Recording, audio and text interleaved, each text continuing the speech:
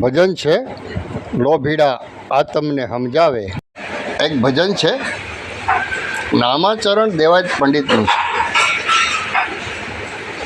લોભીડા આ તમને સમજાવે, એવા મારા ગુરુજીને પૂછો રૂડા જ્ઞાન તો બતાવશે. હવે લોભીડા કોને કીધા? લોભીડા આત્માને સમજાવે. આત્માને સમજાવે શું સમજાવે આત્માને? હવે એ ભજન આપણે આખે એની કળિયું લઈએ ને એટલે એનો મર્મ સમજાઈ જાય. પણ લોભી કેને કહે? એક ભાઈ હતા, બહુ લોભી, પૈસા વાપરવા પણ જ નહીં, ભેગા જ કરવા. હવે એમાં કરોડ 2 કરોડ રૂપિયા ભેગા થઈ ગયા એટલે કોકને જઈને કે પેલા પૈસા કદાના હાસવા પડે અને કોઈક લઈ ગયા હોય તો આનું શું કરવું? અમુકને આ તો ઉપાધિ વધે. એમ ઘરેથી બહાર જાય તો ચિંતા થાય કે ત્યાં કોઈક ફૂગી નહીં જાય ને, લઈ નહીં જાય ને, આનું શું કરાય? તો કોઈકે સલાહ આપી કે એક કામ કર, જે તારી પાસે કરોડ 2 કરોડ રૂપિયા છે ને એનું સોનાની લગડીઓ બનાવી લે, એટલે થોડુંક એવું થઈ જાય.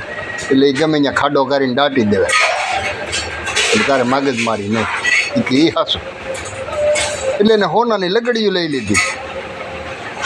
પછી વારે પહેલાં જ્યાં પૈસા કમાતો જાય ને હોનાની લગડી લઈને ખાડો ગાર્યો, એમાં નાખે, ખાયણી જેવું બનાવી.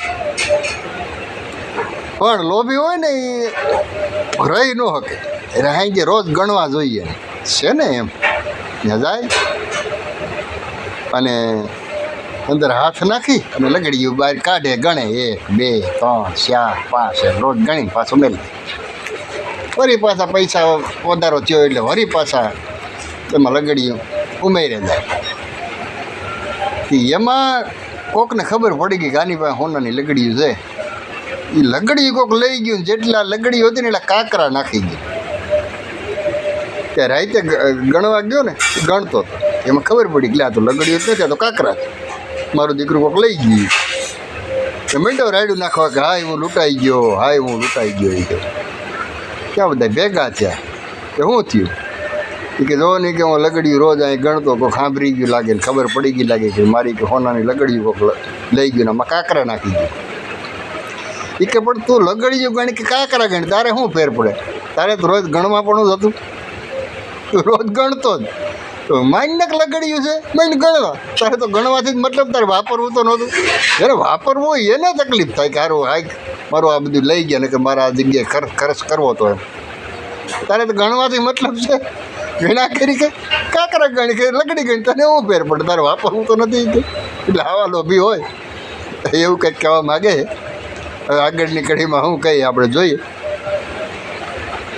જય માતાજી.